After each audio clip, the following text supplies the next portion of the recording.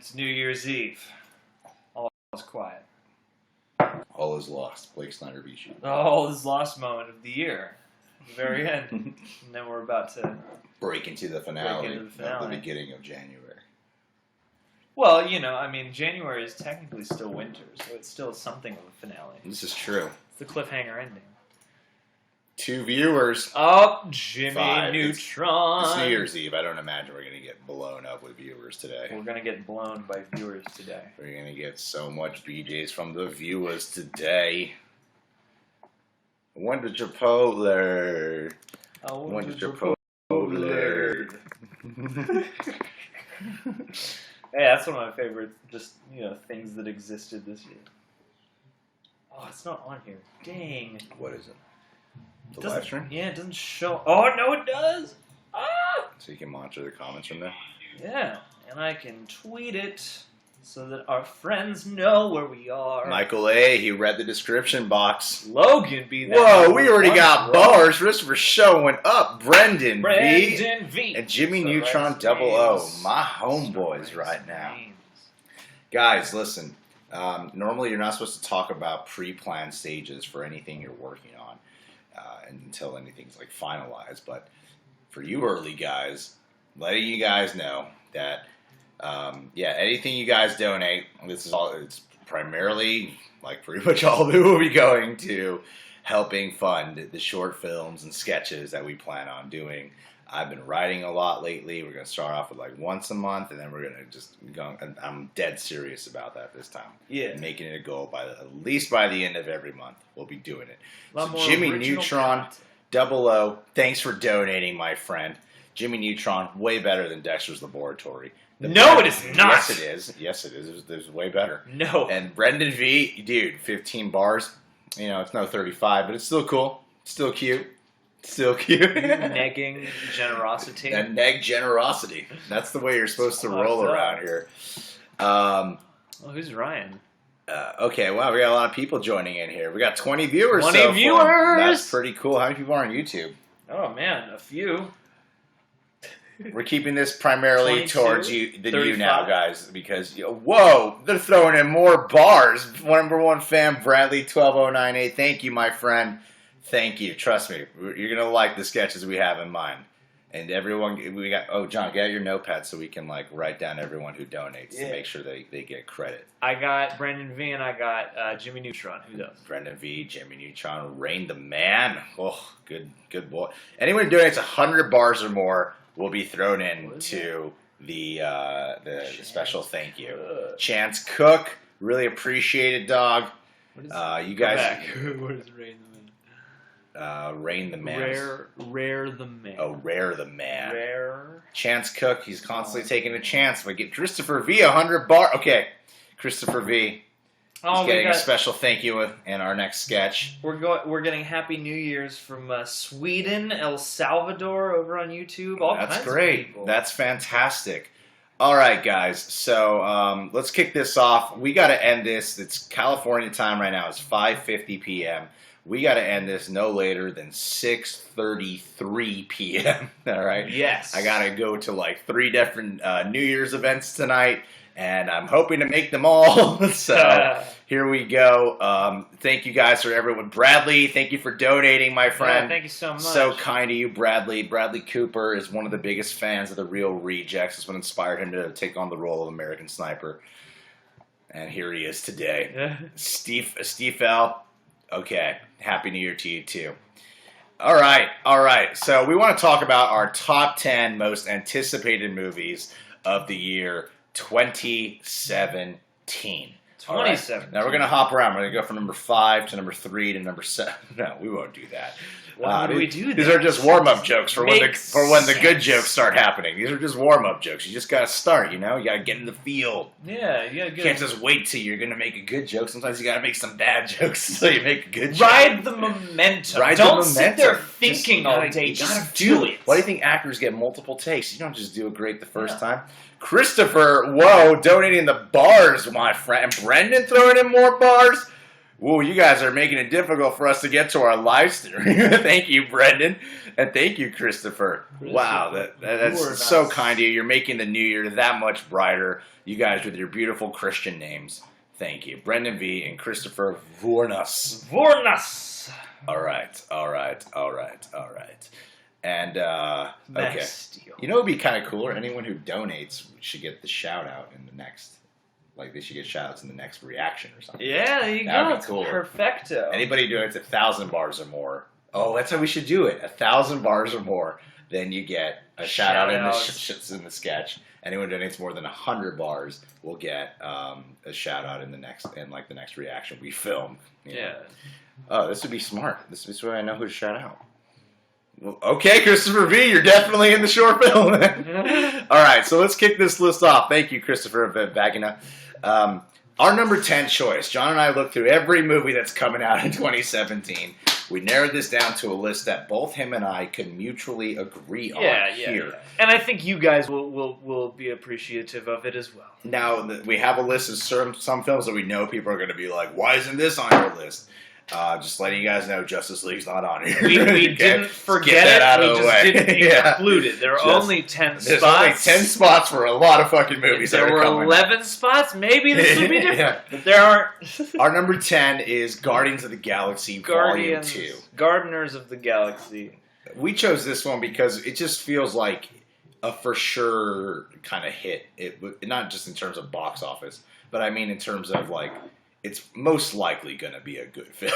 It's most likely going to be fun, and I'm excited to see how they can enhance it more because in the first Guardians of the Galaxy, Marvel, I feel as much as they play it safe in retrospect in terms of like their beat sheet of some of their movies, I feel like they still take gambles. They take calculated risks, I think. Exactly, calculated risk. Good terminology there, John. It's kind of like. Like I look at Doctor Strange and I'm like, typical Marvel beat sheet in terms of origin tale, but it's still risky in terms of the hero they chose to portray and the character they chose to introduce next. Yeah, well, and it does bring a sort of like Eastern mythology to things and a more metaphysical presence. That China money.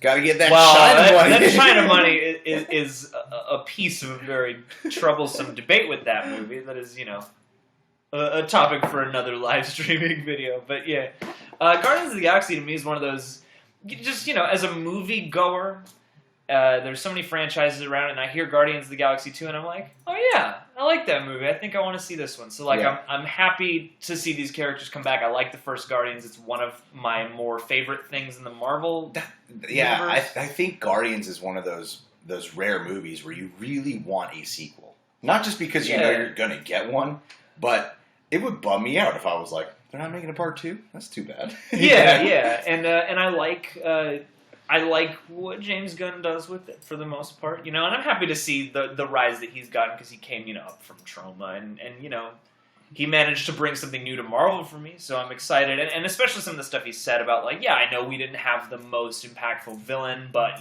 we're addressing that this time. Like, he's talked about it in such a way that I'm curious to see if they can pull it off. Yeah. And I'm also just excited that it's coming back. Of all of the franchises to keep up with, this is one that I actually kind of care to keep up with. So. Exactly. You can watch our trailer reviews and all that shit for that one. Let's see. Okay, every number, we'll take a quick look at the comments. Christopher donated 1,600 bars. Christopher. So my homie, man. I have a cousin named Christopher, and he is no Christ like you, my friend. Brendan V keeps throwing them bars in. Chance, wow, you guys are so kind. So kind.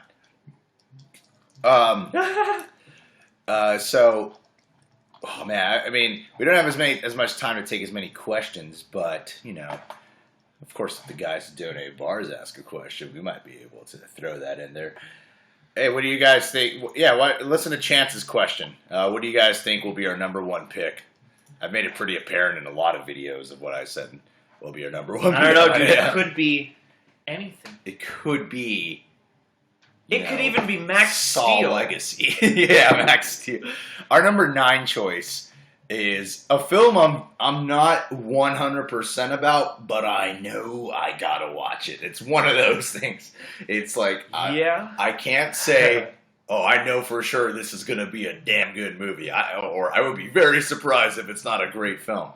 But it's something where I'm like, I just got to watch it. I know I have to watch it opening night, and that's Alien Covenant. Yeah.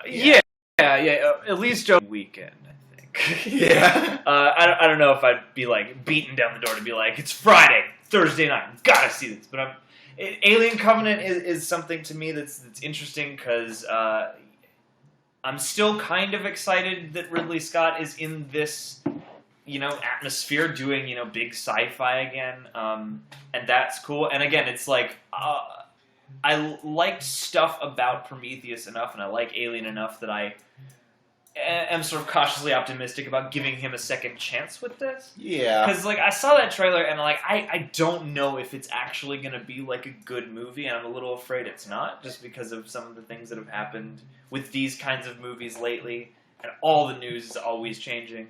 But all of this stuff makes me very, very curious about it, and seeing that footage makes me very curious about it. So, one thing that I think that was kind of cool about the Prometheus experiment, I think it's rare where you get a film that's still really talked about or really debated upon, and it seems like the majority of people were kind of disappointed in Prometheus. At least the circles I run into. Maybe that's just because I attract who I am or something. But I feel like a universal opinion online too is, it was a letdown, but it got everyone talking. Everyone started debating. And it became more than an Alien movie at that point. Yeah. Because people really debated that film. Whether it was just, it was just a bad movie. Thanks, Brendan V, for more. Wow. The bar competition is continuing. Brendan V is second place in the whatever they say. But Prometheus is, I forgot how improv works. So, not Brendan V. Prometheus was a film that was highly debated, highly talked about, and on a bunch of different scales, whether you're arguing what the whole point of it was, where people are like, no, there are answers in there, no, there's not, or whatever it is, it's cool when you see an original film. I mean, even though it's not entirely original because it was going off the Alien verse, it's still really cool to be like, I feel like people will talk about this movie. They'll definitely talk about it. And the thing it's not just a weekend opener and then you're going to get over it. I feel like people will talk about this movie. Yeah, and now I just want to know what the tone of that conversation is going to sound like, how enthusiastic, how divisive it might be. Yeah. Because the thing that does work for this about all this sort of, it's not Alien, and now it's very much Alien, and I feel like, in a weird way, as frustrated as some people might be about that, it's still a left turn, so you're like, well, I gotta see it now. It's different enough that now I gotta check it out, so... it's a contentious part of this list, but yeah, I'm definitely going to go look at it. I hope they continue to make more Alien prequels, Strawberry Lemon 2348. I feel like Alien prequels are the secret ingredient to Hollywood success. That's really what's going to make the difference. Ghoulish Grin Films, Happy New Year. This video was also to say a Happy New Year. That's the #1 note we made, and we didn't even say that. Happy New Year, guys! We were doing, I was looking at the analytics, and according to that, we ended 2015 with about 319,000 subs. This year, we're ending with 455,000 subs. It's 130,000 plus more than we had last year. So, really appreciate all the love you guys have given. You guys are so fucking kind. This year went by pretty fast. A lot fucking happened on and off the internet. So, yeah, it's been one hell of a fucking year. A real thick year. So thank you guys, all you guys who are joining in right now and talking with us. I know you're probably with family or at some party, so I appreciate all you guys coming here and chit-chatting with us, hearing us do this live stream. So let's move on to back to that number 8 film. Number 8, because we got to end this in 33 minutes. Number 8 also happens to be a number 8. Star Wars Episode 8. The Force. The Johnson Expands. The Johnson Expands. You could make some high caliber porn parodies. Yeah. I'm just saying, I think you would take the script really seriously. I think you could be the guy who could bridge the gap between a bad porn movie with a story and a good porn movie with a story. You see, I always felt that The Force Awakens was supposed to be more simple. I felt like they had to play it safe. and they did, and they got a lot of comparisons to A New Hope. But I kind of feel like that is just like the first part of their magic trick. Yes. To make it seem like, yeah, this is familiar, this is similar, you know.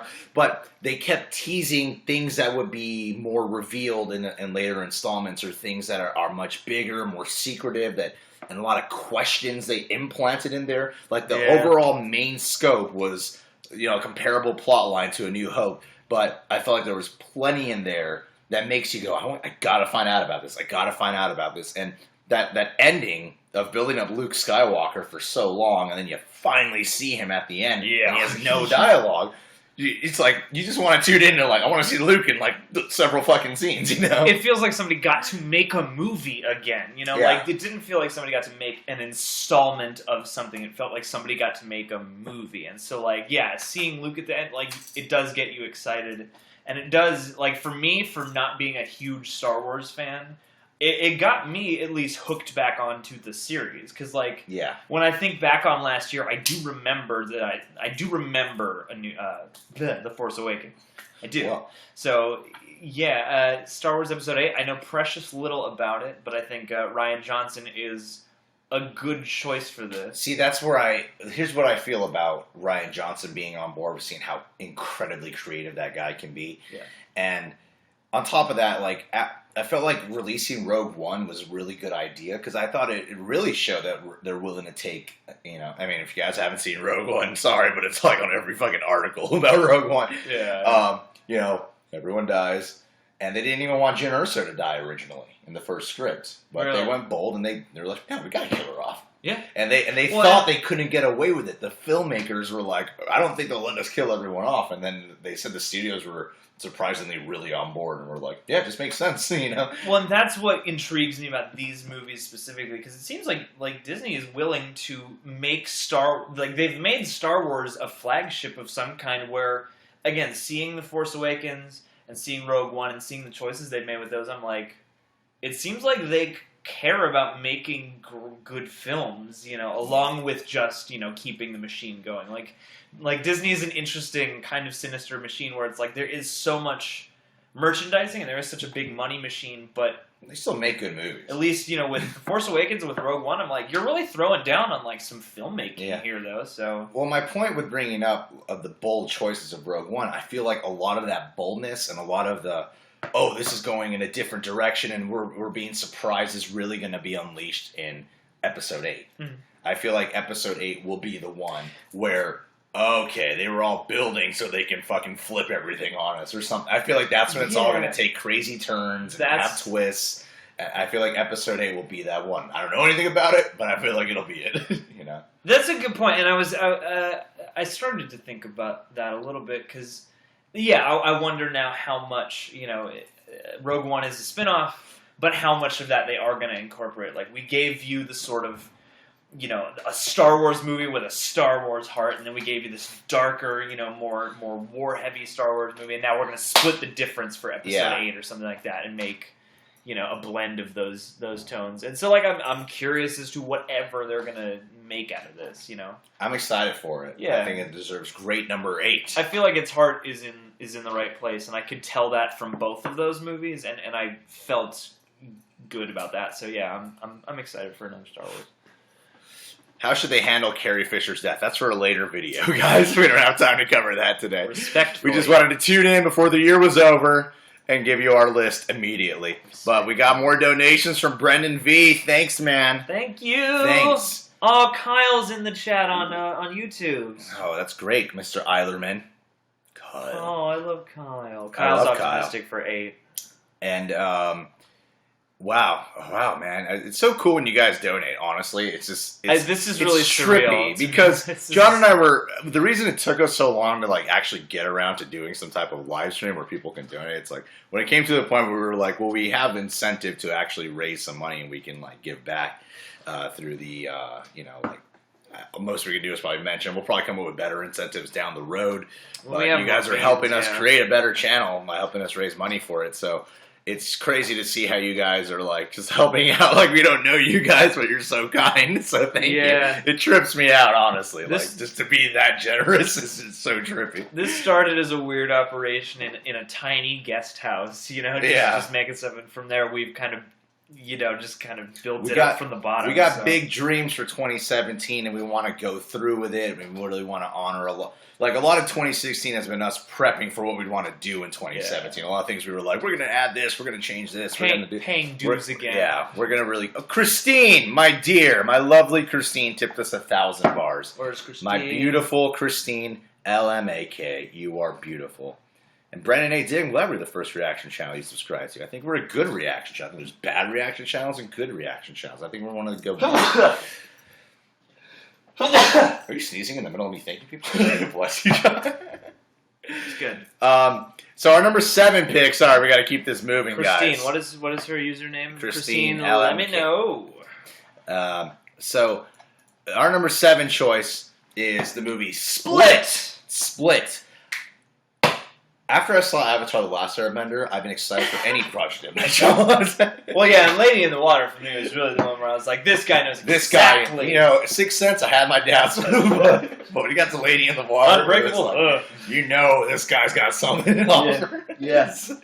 No, Split. That to me is one of those smaller films that has a high concept plot that I feel like one day I could, maybe raise enough money to do a film like that. Yeah, totally. But it looks so cool at the same time. Because I've been listening to a lot of stuff about just, creative processes lately, and a theme I've noticed in what a lot of people say is that, the more limitations you have, the more creative you are. And M. Night Shyamalan is a filmmaker, at least to me, who I feel like does really well when he doesn't have all the gadgets at his disposal, Like, I really like his earlier films, and, like, Signs, I think, is, like, a pinnacle of that, where there is an effects budget now, but I still like that movie. And it had Mel Gibson in it, who cost, like, $20 million higher at the time. And it's still, like, limitations. It's like, you get a bigger budget, but a lot of it's going to this guy. And so I feel like once Signs was done, it kind of tipped, and the bigger he got, the less engaged I got. So, I liked The Visit. I thought The Visit was, like, fun, and I was happy to see a movie that felt like he was having fun again. And also, twisted. Like, it reminded me of what I liked about him. And I really liked his devil movies. So, like... But to me, still, it didn't have the M. Night Shyamalan flair. It wasn't, like him doing a guitar solo or like, movie. Yeah, and I feel like Split is him back in comfortable and more confident again to go, this is like an M. Night Shyamalan kind of film. Yeah, The Visit was like, let's try this thing out and see if people are okay. Yeah. And now, go nuts, man. And this, again, it looks like a crazy little concept, and it looks kind of exploitation-y, too. Like, it's getting great reviews, too. Yeah. It's getting fantastic feedback. And, like, in the day and age where, like, you have to just accept spoilers as just a hazard of your week, like, something will get spoiled for you this week, probably. It's the one thing in recent memory where everyone's, like, in all the discussions and article headlines, it's like, don't fucking spoil the ending. Like, we all agree, don't spoil this. I mean, as much as M. Night Shyamalan has said in the past that he doesn't want to be known as the twist ending guy, when it's there and he does it right, it's cool. Yeah. Like, when he does it right, it's cool. I get it, yeah, but hey, man, the ones that are great are memorable. And also, it's like, it's a James McAvoy, tour de force performance, and I like, it just sounds like it's going to be that, with some interesting direction from M. Night Shyamalan. Like, this seems like, this is the M. Night Shyamalan I've been hoping he'd go back to, Yeah. So I'm looking forward to that, for sure. You guys looking forward to Split? You guys looking forward to Split? We should keep this open so we can tell when people donate. That's a great idea. It's hard. It's right hard. It is. I didn't mind the Signs twist. Everyone else does. I didn't mind the War of the Worlds thing. What I did kind of mind was the baseball thing. Oh, swing away the premonition. Yeah, I'm interested. Yeah, I like Signs in general, and I feel like the twist lets a lot of people down, not because of what it is, but because it's an underwhelming twist for an M. Night Shyamalan movie. Like Sixth Sense hid this thing so well, and you think about these aliens, and I don't think the story ever gives you enough to logic out why they would come to a mostly water planet. It's because I think a great twist is something where it's in front of you and you could see it. Yeah, you would have never known. But you would have never been hearing his dying wife, Mel Gibson's dying wife, saying "Swing away, Meryl." Tell Meryl, swing away. As oh yeah, I could see it now. She was talking about when the alien would come there and have to beat the alien with his bat. Yeah, I don't know. Yeah, there are moments I want to like about that plot line, and there are things that I just can't quite. Yeah. But yeah, Signs was. I feel like it's just underwhelming because I got it. I was like, yeah, this is your War of the Worlds. I totally get it. Yeah. So I don't know. All right, let's move on to our number 6. We got to finish this in 22 minutes. Our number 6. That's enough time for CNN to give you the world. Spider-Man: Homecoming. Spider-Man. John finally saw Captain America Civil War. And, yeah. Captain America Civil War. John, what did you think of Spider-Man? I thought Tom Holland did a great job. I thought Spider-Man was great. I finally, before the end of the year, I finally saw Civil War, and I was quite overwhelmed by it. I thought it was terrific. What was cool about it made me excited to see Spider-Man again, and that's the one thing I had problems with about this movie at all. Was we've rebooted this series once, and it's hard to come close to Sam Raimi's first 2 movies for me. And at least right now, I actually want to see this. Yeah. I think it looks different enough, and Marvel, for as many things as you can say against what Marvel does, they seem to have at least decent judgment. Well, I feel like they're really going fully committed to the concept of a teen, a dude in high school who has powers for maybe a year or something. Because in Civil War, he says he's had it for only about 6 months. Yeah. So maybe it's at a year and a half now where he has these powers, and it's he does. And Tom Holland is that kind of guy who just looks like he's going to stay that age for the next few years. Yeah. I don't risk it. He looks too old now to be in high school. Because I keep thinking he really is a 15-year-old kid. And you brought this up about how we've had 3 different Spider-Mans now in the movies, and they all have brought something different to it. And specifically, Tom Holland brings kind of this anxious, nerdy, nice guy vibe. Yeah. He's shy, but he seems like that kind of shy kid who would have the courage to try to talk. He's the guy who you look back on and you're like, you should have been so much more confident. Yeah, exactly. And that's a thing I'm interested in seeing. Because, Andrew Garfield was just straight up, that dude was cool. He was rebel without a cause. He was James Dean of Spider-Man. Yeah, exactly. And I'm not against that portrayal, but I am excited. This made me excited both to go back to high school with him and, just to see his take. It got me excited about a Spider-Man movie now, when I could easily feel more cynical about it. So, and it has, because Amazing Spider-Man tried going for this whole darker, more toned down vibe. At least, especially, because everyone saw The Dark Knight and thought it would work for every fucking franchise. But looking at the style of this latest Spider-Man movie, it's not going 100% balls out like how Sam Raimi's felt really comic booky. It still feels like a comic book. But it does have its own flair that feels separate from the other films, which I'm glad to see that is present in the trailer. That one came out at a time that feels very fortunate to me because Sam Raimi's Spider-Man still feels authored and it still feels distinct. And they're, as there become more superhero movies and the trend has sort of taken hold, certain things get more homogenized. So you have movies like X-Men and Spider-Man and Batman or Batman Begins that feel distinct, Yeah, and I feel like they're starting to get closer to that again. And that's hearing the director say that he wanted to make Spider-Man Homecoming kind of like a John Hughes movie is I feel like Marvel's finally cracking the code at least a little bit where it's you got to make these movies and pitch them to everybody, but what we're going to do is we're going to make them for kind of a different version of everybody. Because John Hughes produced the original Scarface, the black and white one, and he also did that film with the airplanes. They had made a whole movie about him. And Martin Scorsese yeah, John Hughes. Him and Matt Damon was playing John Hughes. Yeah. The way. But it seems like they're making each of these films for a slightly different audience, and that's the way to go to me, because you don't make the same exact movie each time. Movie lady Sarah says she's anxious to see Logan. Let's see if that's coming up on our list soon. I don't know. And Maudie R. Hey, we got some female followers here. Ah, females, ladies. I would like so for kind more of you to ladies give to us enjoy our men. channel. I would like for many more ladies to enjoy our channel. Yeah. Specifically, Israeli ladies. Really, any and all. Really ladies. trying to tap into the Israel fan base here. I'm taking a trip. Are you? Valentine's Day, ladies. Who wants to be my Valentine in Israel? I'm taking a trip for this next one to Rome because number 5 is John Wick Chapter 2. Chapter 2. Yeah, sequel to Insidious Chapter 3. Yeah. John Wick Chapter 2 is our number 5 choice. I'm primarily excited for this because of how much I love John Wick 1. It's not necessarily that the trailers got me super... Like, the trailers, I mean, the action looks fucking dynamite still. The action still is like, whoa! But, I don't know, and I felt that way about the John Wick 1 trailers, too. Like, this looks cool.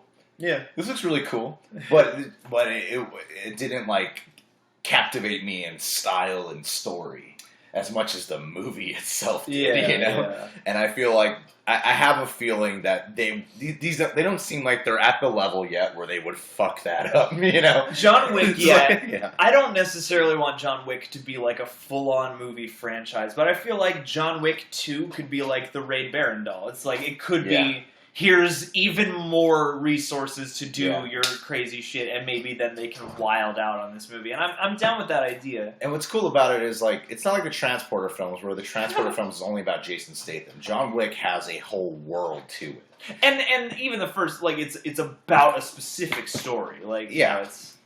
But I'm saying that, like, the world is there. Like, they show the whole Continental, the style and the vibe of the hitman, the contract killers, the understanding, the bars they go. Like, everything they do is very, there's a much bigger playing field here than just, let's watch John Wick's story. Yeah, most scenes in that movie build the world, too. Yeah, exactly. And who knows, maybe we'll find out more about John Wick's Jason Bourne past.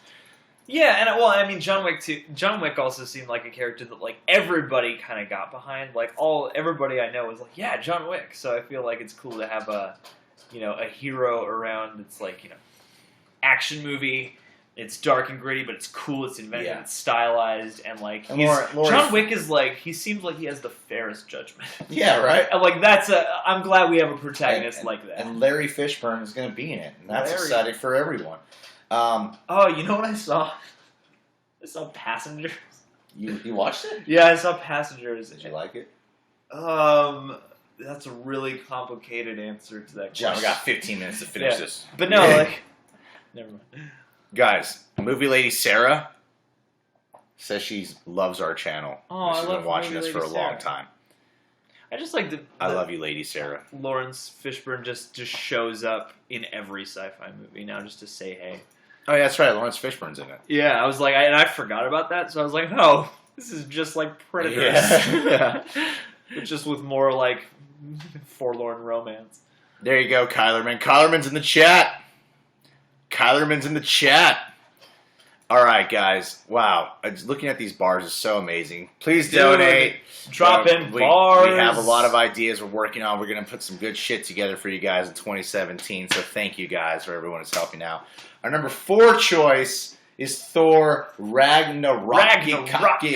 Thor Ragnarok. Haven't seen any footage of it. People have only been hinting, rumors of what's going to be in it. Some stuff they say is confirmed, but you never know that shit sometimes. I'm convinced half the movie news is just people flat out lying. Yeah. So, Thor Ragnarok, primarily it's the fact that this director's on board. Yeah. And I love the idea of primarily seeing a Thor and Hulk movie, kind of side by side. Yeah. I was thinking about this in the shower earlier. I really wish they would get a Hulk standalone movie down. Because there's a whole world to the Hulk story. And, he's got his whole love relationship with that Betty Ross chick, where they're having all this Black Widow stuff happening. I'm just like, why don't we just give us the Bruce Banner story? Yeah, well, and I feel like maybe they're going to set that up through this. If Hopefully. Enough people like the Hulk storyline, maybe this is a tailor-made moment for people to go, where's the Hulk movie? And then they'll make it. Because if this is Thor in there and Bruce Banner or Hulk in this a lot, I feel like this will be the time when people will there could be a possibility people walk away being like, the Hulk was a real standout of the film, you know? Yeah, and I feel like this is a cool opportunity maybe. I don't know how big the Hulk's presence is going to be, Bruce Banner's presence is going to be, but it seems like a cool opportunity for two characters to help each other out because, like, the first Thor movie I thought was, like, pretty good, and then the second one I was like, this is okay. And now I'm excited for this one because it seems like now is their time to figure out Thor, to make Thor shine, and they got an interesting director who's made mostly indie stuff, but who has enough of a clever edge that I'm like, I bet you could nail this. Yeah. And, like, that comedy short they put out, like, I like what they're doing, and especially this phase of Marvel, from the stuff I've seen lately, like Doctor Strange and Civil War, and, you know, their new slate, I feel like they're actually... It seems like they're stepping towards more confident stuff. I thought the first Thor was good. The Thor the Dark World, I didn't hate like everyone else did. Everyone hates Thor the Dark World. I didn't hate the film. I feel like Thor the Dark World gets hate just because it's everyone's least favorite. But I feel like it just, the tones of both of those films can sometimes not quite know what they want to be. Yeah. Do they want to be this cool fantasy film, or do they want to be a film that kind of pokes fun at itself? Yeah. You know? And like, so humor can often feel kind of out of place. Yeah. Even though sometimes it's funny, but it's like, it's a little, like, the first Thor had it down at the right times, I felt. But I feel like this one will get, part of the magic to many of Marvel's movies is its humor. Yeah. Especially when the humor is done very well. Yeah. And I feel like this director would know how to kind of balance both. Something just tells me that this director would know how to really bring this to life and maybe not get so carried away by the huge scope he's dealing with, you know? Yeah, and I don't know much about this movie. I haven't read a lot, and I don't know where the story is going to primarily take place, but I feel like some of the stuff I loved the most about the first Thor movie and some of the stuff I really loved about that short they put out is that what can make Thor magical for a franchise is that he's, at least for a while, he's always going to be a fish out of water on Earth, and he's always going to have something new to learn about just how to interact with Earth people, and that's a great way to harness that comedy. And if you watch like What We Do in the Shadows and stuff, it's all about these kind of not quite connected people trying to connect in society, you know, trying to be a part of their world, and that's, you know, everybody in the first Thor goes back to the smash another, you know. Yeah. And I feel like he can bring the right blend of, like, adventure, but also, you know, fish out of water comedy. I feel like he would know how to, because part of the problem with the comedy in Thor the Dark World was it felt like comedy lines being written. Yeah. Like, part of the magic I felt about Civil War, because Civil War is not filled with humor, but it's fairly spread out. Like, like watching it with you again, I noticed that a lot of the humor came in rather late. Like, when things started, where you start laughing pretty consistently, yeah, it comes in much later into the film. And only for, like, a 20, 30-minute segment. Like, right around when Spider-Man shows up is when they started including more humor. But part of the joy of that was that it sounded like this is what all the characters would say. It sounded like this is what they would say. This is how they would respond. This is what they do. Not like Natalie Portman showing up in Asgard and being like, wow! Yeah, she becomes just a completely different character. Yeah. And you're like, you didn't think about what that character's sense of humor might be like. Exactly. You know, like, and I feel like this director would have a good grasp on knowing that kind of stuff. And Chris Hemsworth, I feel, has been wanting to unleash the Thor comedy a little bit. Because Thor, you kind of look at as more of the serious kind of character. Yeah. But there's a lot of humor to be had in Thor. And I feel, and that short film they released showed me that, like, I feel like this film will know how to be a little bit more aware of what it really is, you know? Well, yeah, because Thor is charming and boisterous, and that's what can make this more distinct. Because we have so many hulking, just, you know, we have so many Khal Drogos out there. Why not make him a bit more funny and a bit more... Light to my light. Yeah. Hey, guys, Christopher V, guy donated the most. He wants to know if Fate of the Furious is going to be on this list. Well, we're down to our last three, I mean. Last three.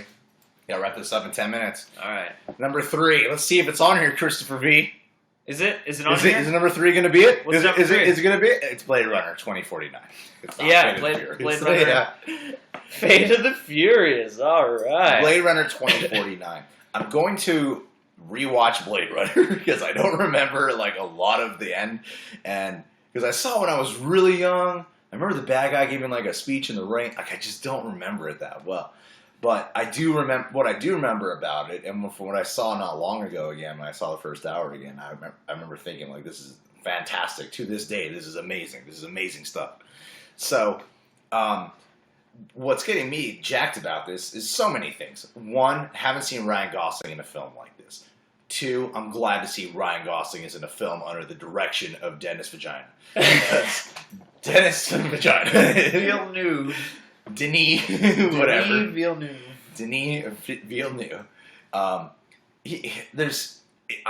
really excited to see when a fan takes over to continue to pick up this story. You know, I feel like he won't just do Blade Runner rehash. I feel like I feel like he's smart enough to know we got to add something different here. Yeah, I want to put something, add my own touch to this, and a human core, not just capture Blade Runner again. You know.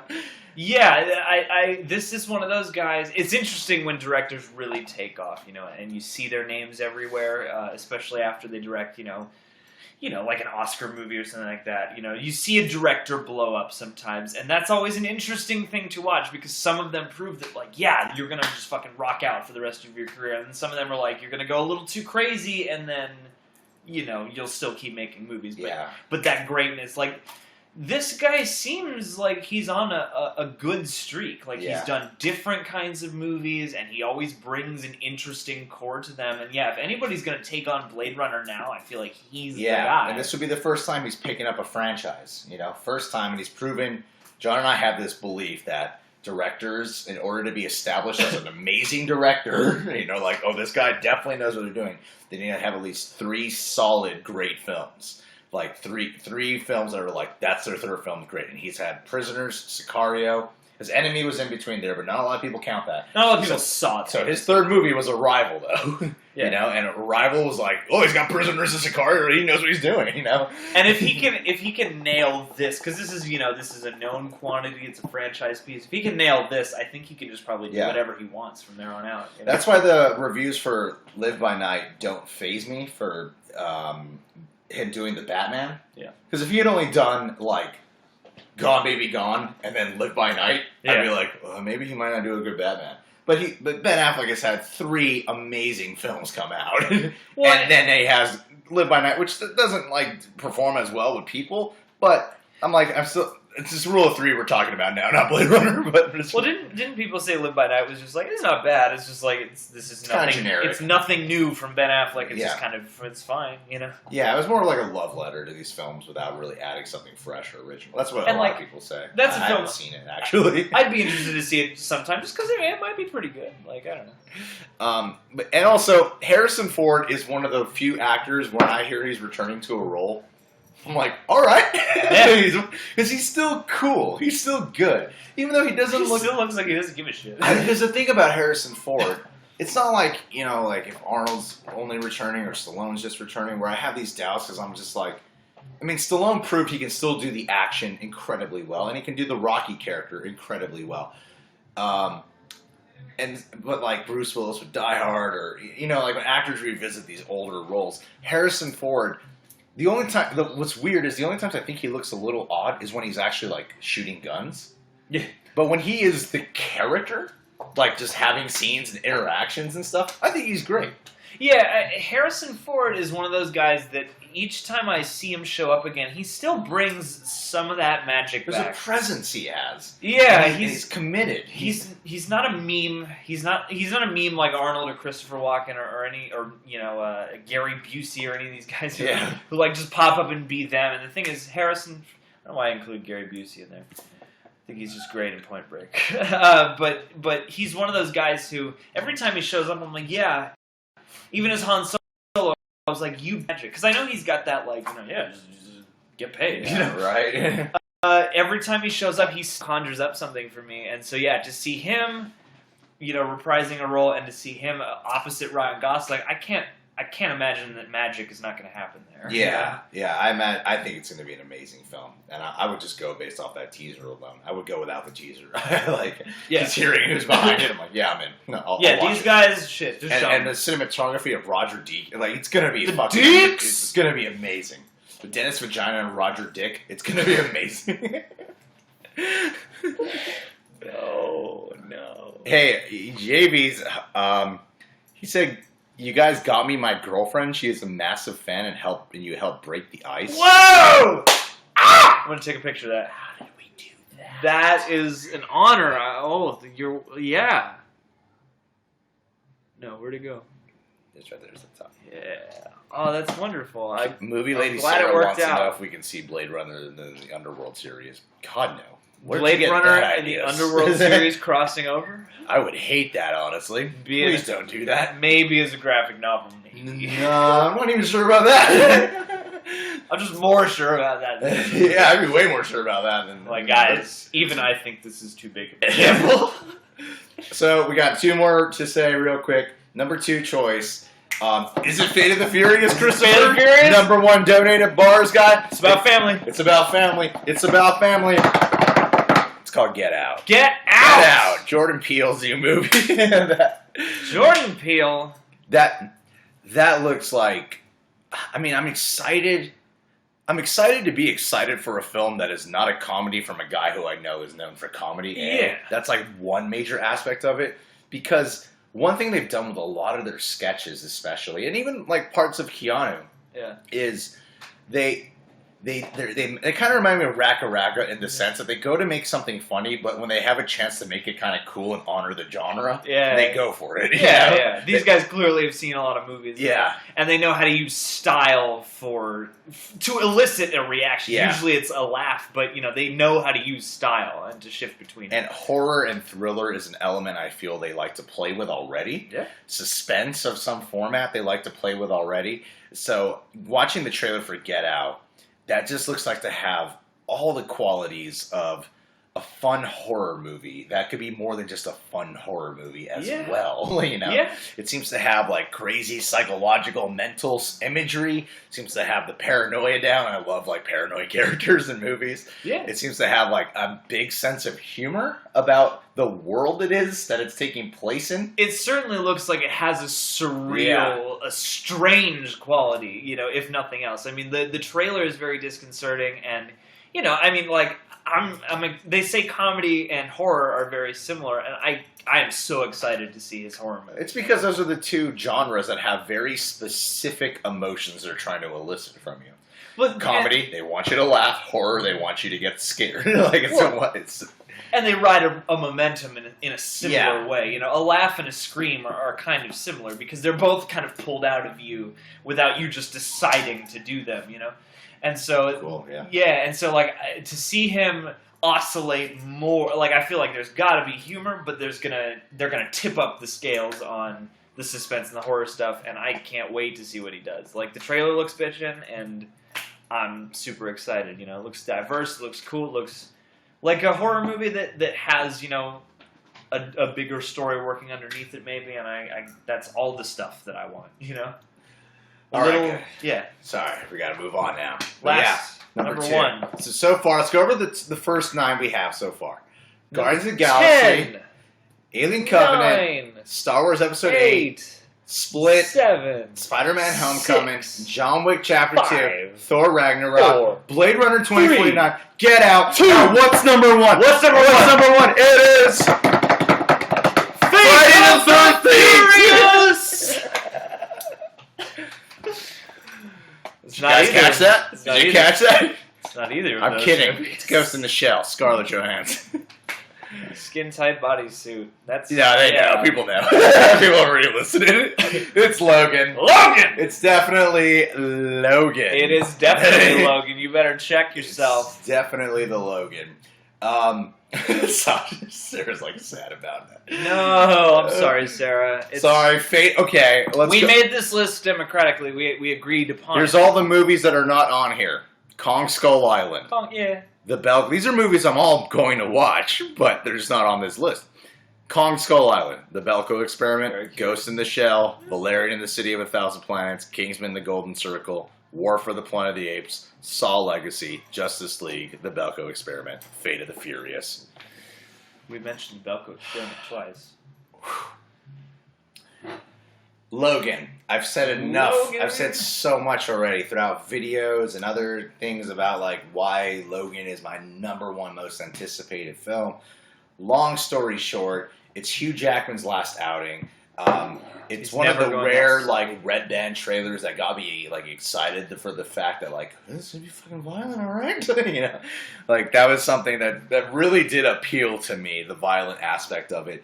It just looks like my kind of movie in terms of.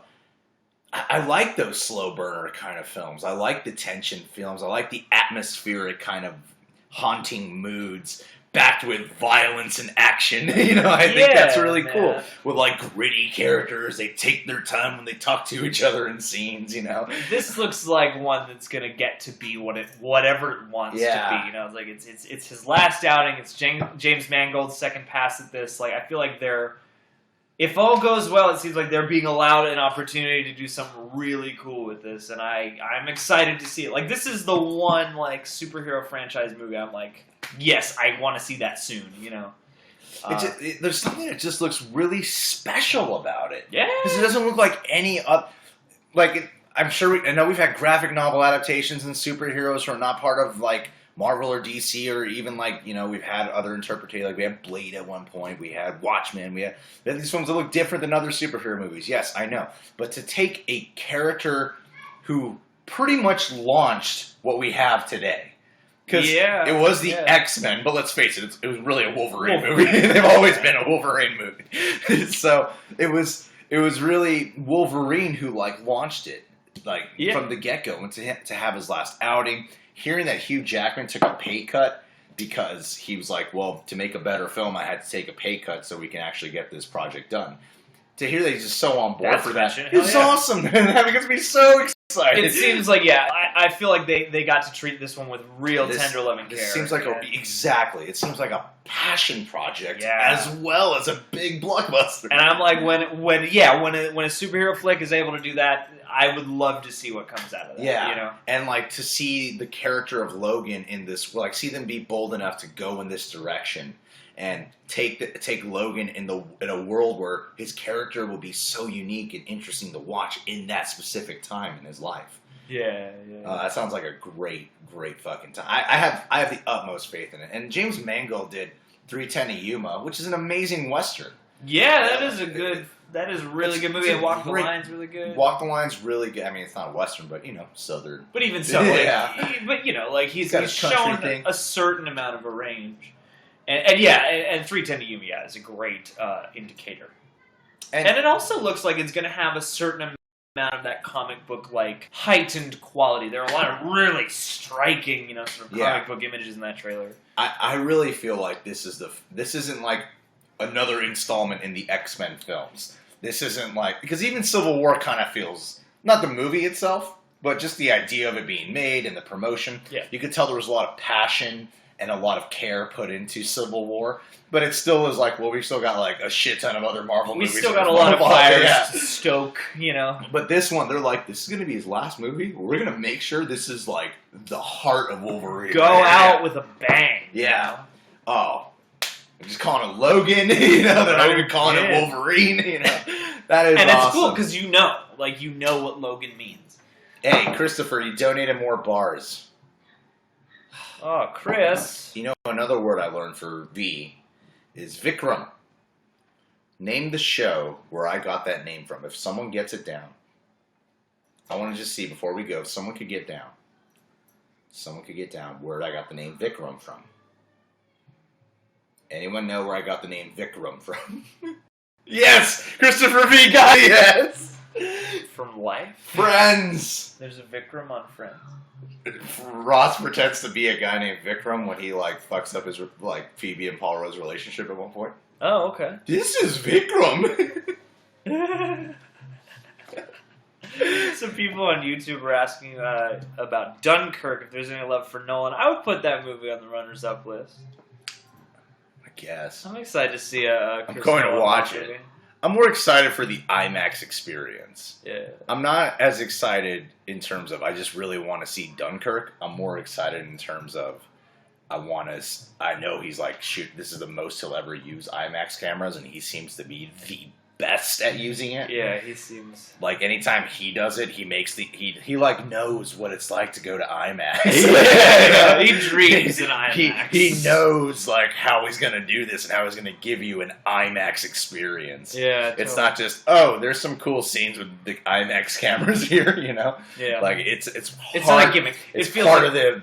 It's part of the movie magic he brings, you know? He's the one of a few people who uses what you could call a gimmick in a way where I'm like, I feel like you wanted to make this whole movie this way, but because you could only make some of it, you just took that opportunity. Yeah. Instead of being like, oh, well, we can use this, and we don't need to, but we do. Like, he seems like he really builds it into his movies, you know, in the DNA.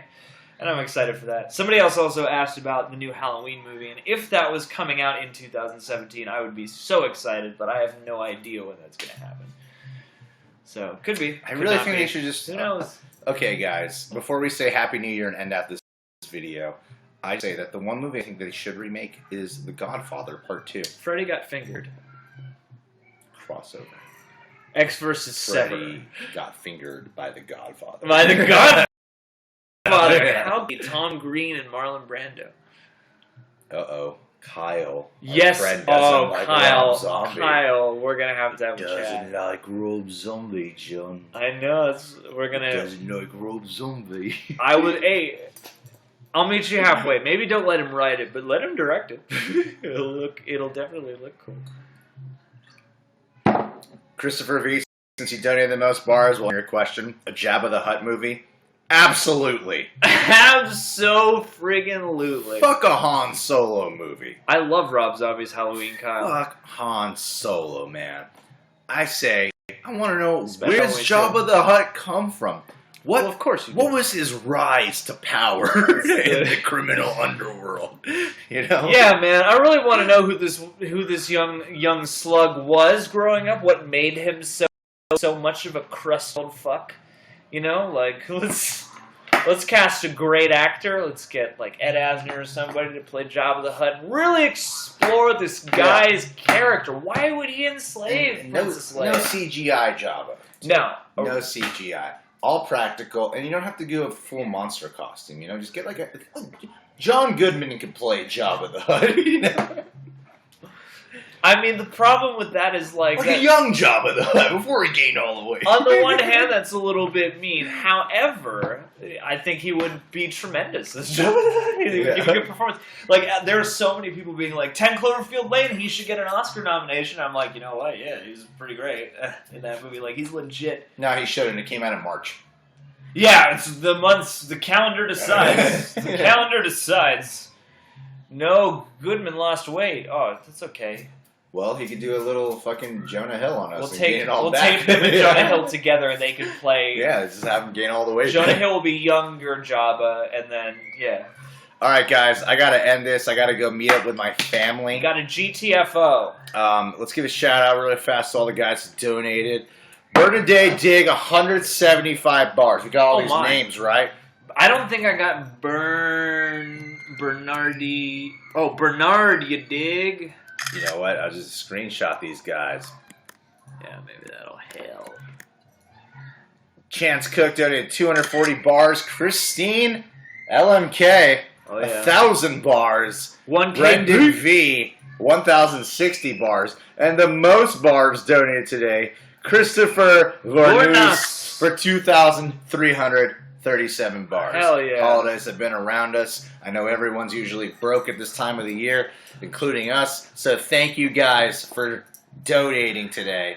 We have a lot in mind. I am actually writing again, and I love it. I hope you guys will love more of our creative sides to come out in the next year.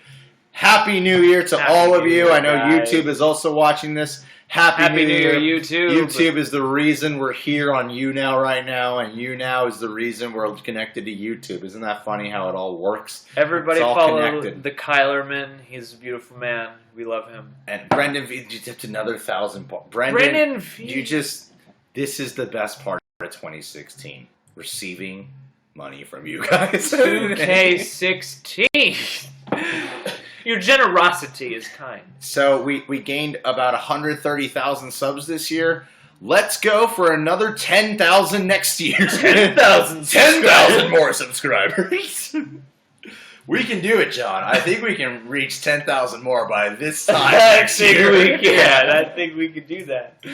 Let's go for 15. Why aim low? Oh, Christopher V just wants to be top dog. He's 500 more bars. Oh, you're not letting us in. Bypass Tyrone. I can't bypass Tyrone. We only exist in this world because Tyrone. Brendan V's at 3,000 bars. Whoa. Oh my God, Brendan V. War! It's a war of the bars. Bar of the worlds. Bar of The worlds. Oh my God, you guys are so kind. Let me screenshot everyone here. I mean, don't they have a thing where they can? There's listed probably a afterwards, log right? somewhere, Yeah, there's yeah. a log. That way we can know everyone who donated for January. A lot. Happy New Year to you all. I hope you all have a great Happy night. New I Year, know guys. Be some safe. people on different time zones. It's already the new year. So appreciate you being in the future. Marnie Cocknell, I saw you commented to us. You're a beautiful girl. One day I'll meet you in London. Take care. Run down the streets of London.